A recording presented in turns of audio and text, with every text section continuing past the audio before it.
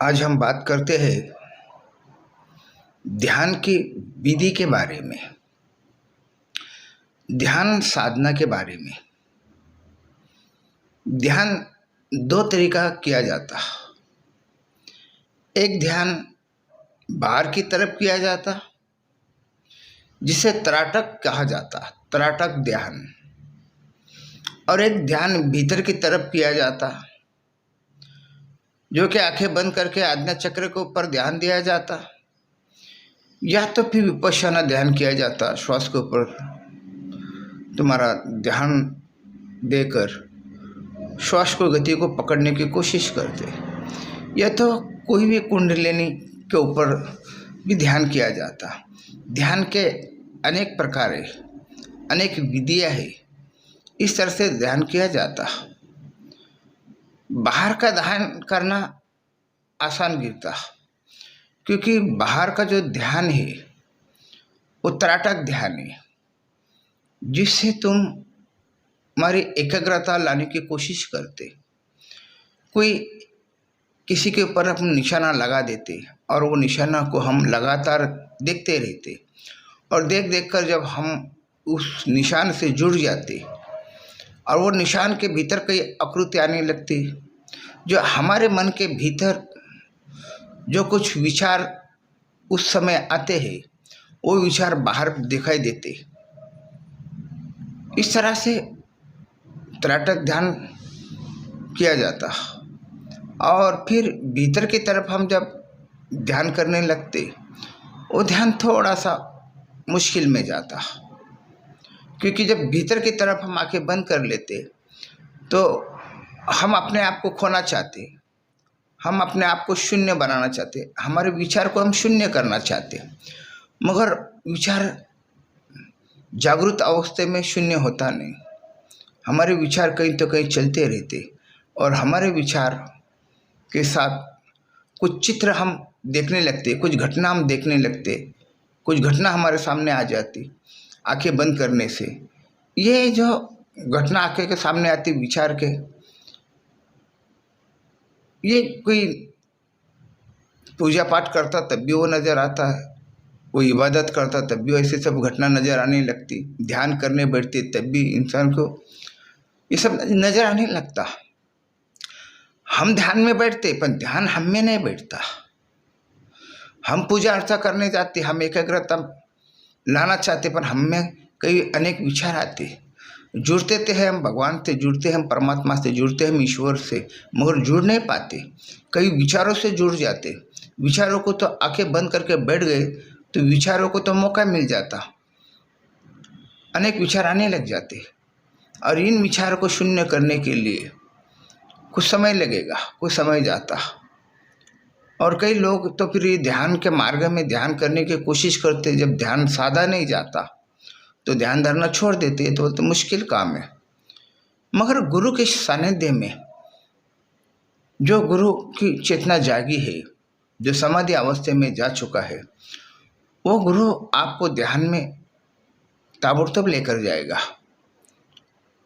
उसकी बातों पे आप जब ध्यान देते हो और जब वो आपको लेकर जाता है तो उसके साथ आप जाने लगते ध्यान में, आप शून्य की तरफ जाने लगते, आप शून्य हो जाते। और जब इंसान ध्यान में जब शून्य हो जाता तो उसकी जो चेतना जो है वो बाहर की तरफ बहने से रुक जाती। कि आदमी हमेशा जब सोचता है तो चेतना के अनुसार ही सोचता है। अगर चेतना रही तुम्हारे जिस्म के भीतर तो तुम्हारे कान भी अच्छे सुनने लगते, आंखें भी अच्छी देखने लगते, जबान भी अच्छी बातें करने लगती, जिस्म की हलचल भी तुम्हारे अच्छे होने लगती।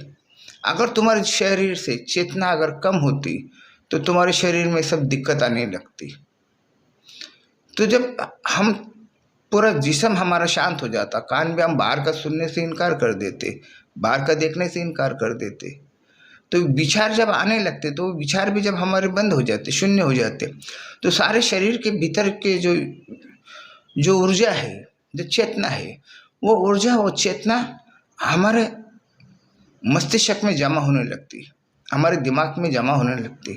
और जब दिमाग में ऊर्जा जमा होने लगती तो दिमाग के कई वेन में एक तरीके से प्रेशर आता, और प्रेशर आने के बाद में जिस मकसद से हम ध्यान कर रहे वो मकसद पूरा होने लगता।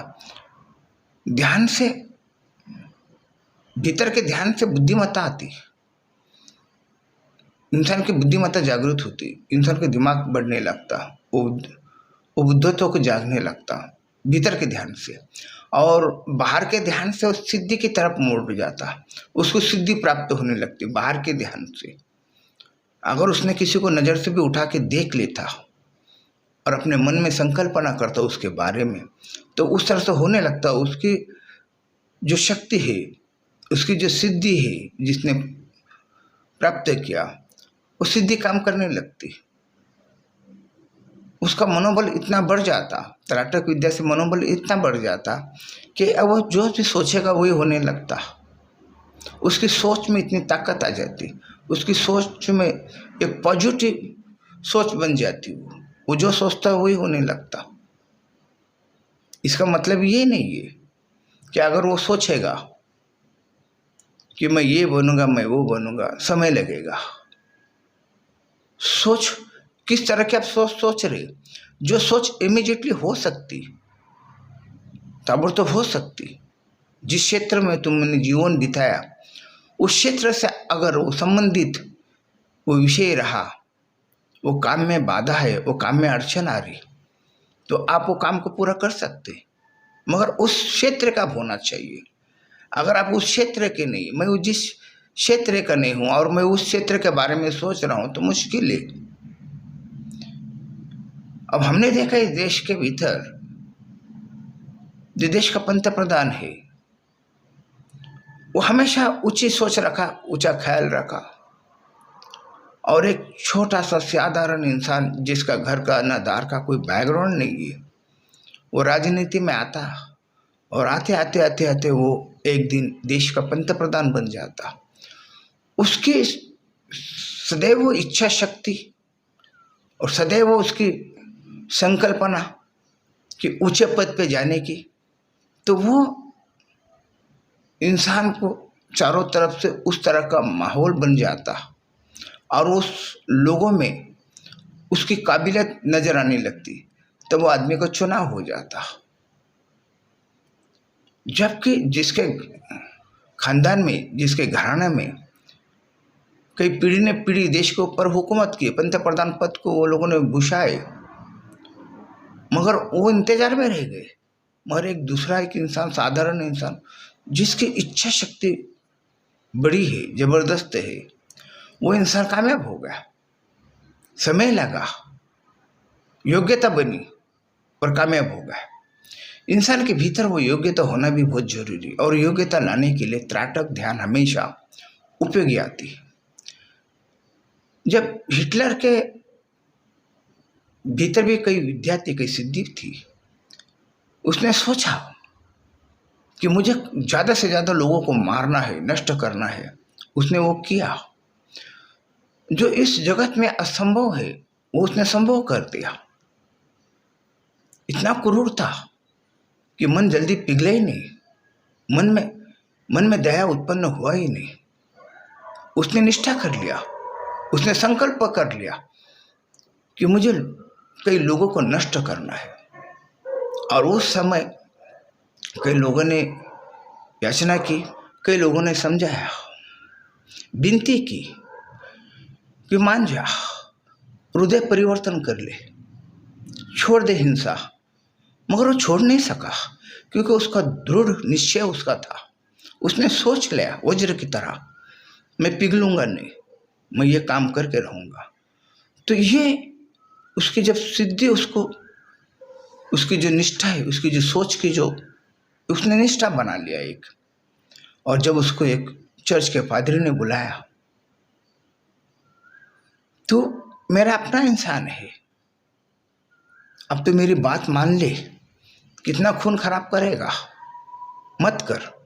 तो वो हिटलर जब बाहर निकल के उस चर्च की तरफ नज़र लगा, घुमा, चर्च की तरफ नज़र फेरता, तो वो तक मैं चाहूँ तो इसको भी नष्ट कर दूँ। उसने ये सोचा, और वो चर्च की दीवार में दरार आ गई। इतनी उसकी आंखों में उसकी ऊर्जा थी, चेतना थी। जबकि हिटलर एक परमात्मा के मार्ग में रहता तो बहुत बड़ा सूफी बन जाता, संत बन जाता, मगर मार्ग उल्टा चुना, विनाश का मार्ग चुना। तो ये सिद्धि काम करती। इंसान के भीतर इतना एक संकल्प उसने अगर अपने भीतर बना लिया तो उसी संकल्पना से वो चलता। वो यही सोचता प्राण जाए पर वचन ना जाए, इतना उसका भरोसा मजबूत हो जाता। ये सब तराटक ध्यान से होता है।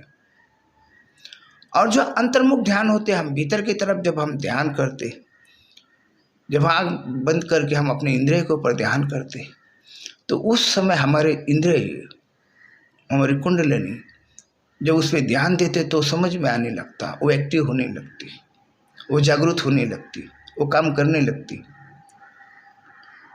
उसकी महिमा वो दिखलाने लगती। क्योंकि ऐसे कई हमारे भीतर प्रतिभा छुपी हुई है। जब हम अपने आप को टटोलेंगे, हम अपने आप को समझोगे, तो ही वो प्रतिभा दिख के आएंगी हमारी। अगर हम हमेशा नेगेटिव सोचते रहेंगे तो हमारी प्रतिभा बाहर नहीं आएगी, हम कुछ नहीं कर सकेंगे। अगर हमें हमारी प्रतिभा बाहर निकालने की कोशिश करेंगे तो हमारी प्रतिभा बहुत बाहर निकलेगी। फिर वही हिंदुस्तान की कहावत है, वाल्या का वाल्मीकि बन जाता, उंगली मार का बुद्धत्व को प्राप्त हो जाता। कि तुम हमारे जो भीतर का जो ऊर्जा है वो तुम कौन से काम में लगाओगे, वो काम में तुम बहुत आगे निकल जाते, तुम्हारी प्रतिभा दिखकर आती। तो भीतर का ध्यान में अगर जाना है आपको, तो गुरु का अगर सानिध्य मिल जाता, गुरु की वाणी में, गुरु की बातों में अगर वो चेतना रही तो चेतना आप पे बरसेगी। वो जो कहेगा, वो जो सुनाएगा, वो होने लगेगा। आपके भीतर वो ऊर्जा उतरेगी और आपके भीतर उस गुरु की भी ऊर्जा उतरेगी और स्वयं की जो ऊर्जा उत्पन्न होगी वो भी ऊर्जा आपकी बढ़ने लगेगी। तो आप ऊर्जा से भर जाओगे। ध्यान करने का मकसद ही यही है। ध्यान जो इंसान कर लेता, ध्यान के अंदर तुम्हारे सारे बॉडी के जो इंद्र है, पंच ज्ञानेंद्र, पंच कर्म इंद्र, ये सब एक्टिव हो जाते, इनमें ऊर्जा भर जाती, तो तुम बहुत से काम करने लगते। तुम्हारे में वो जो अलसपना रहती वो निकल जाता और तुम काम में रिपीट पना नहीं लाओगे, तुम काम में भूल चूक नहीं करोगे, तुम सही काम करने लगोगे। तुम एक जो काम ले लिया हाथ में उसको सही ढंग से निभाओगे। ऐसा नहीं अरे मुझे ये करना था और ये कैसा हो गया, ऐसा हो ही करनी। क्योंकि आपके भीतर की ऊर्जा भी आपको साथ देगी। अगर आप चाहते भी हो तो आपसे गलती नहीं होगी, आपकी गलतियों भीतर की चेतना सुधार देगी। आप करने जाते कुछ तो उससे बेहतरीन बन जाता, तो समझ जाना कि तुम्हारी भीतर की ऊर्जा काम कर रही, तुम्हारे अपेक्षा से भी अच्छा काम होने लगा। तुमने इतनी अपेक्षा रखी थी नहीं, तुमने अपनी इतनी क्षमता रखी थी नहीं कि मैं जो करने जा रहा हूँ बस इतना ही सोचा था, मगर उससे बढ़कर जब होने लगती तो तुम्हारी भीतर की चेतना काम करने लगती। और वो चेतना जो बढ़ती है वो ध्यान से बढ़ती, वो इबादत से बढ़ती, वो प्रार्थना से बढ़ती। पर तुम्हारे प्रार्थना में तुमको शून्य होते आना चाहिए, तुम्हारी इबादत में तुमको शून्य होना आना चाहिए। हम कई मोहम्मद साहब के बारे में जब पढ़ते हैं तो वो रूहानियत में खो जाते थे, और रूहानियत में खोने के बाद में उनको पता भी नहीं चलता, कई वक्त के वक्त उनके बीत जाता था एक ही मुद्रा में। नमाज की जब मुद्रा में, एक ही मुद्रा में वो रूहानियत में चले जाते थे, रूहानियत थी उनमें। मगर आजकल लोग नमाज पढ़ने जाते और मगर वो नमाज में जा नहीं पाते, उस रूहानियत में पहुंच नहीं पाते। वो रूहानियत में अगर वो पहुंच जाते तो फिर वो प्रक्रिया कर ही नहीं पाएंगे। जब अब तुम रूहानियत में जाते नहीं, इसलिए तो तुम प्रक्रिया करते। जब मुल्ला झुकता है तो तुम भी झुकते, मुल्ला खड़ा होता है तो तुम भी खड़े हो जाते। जिस तरह से मुल्ला तुमको करने लगा था तुम वैसा करने लगते। जबकि एक विधि है,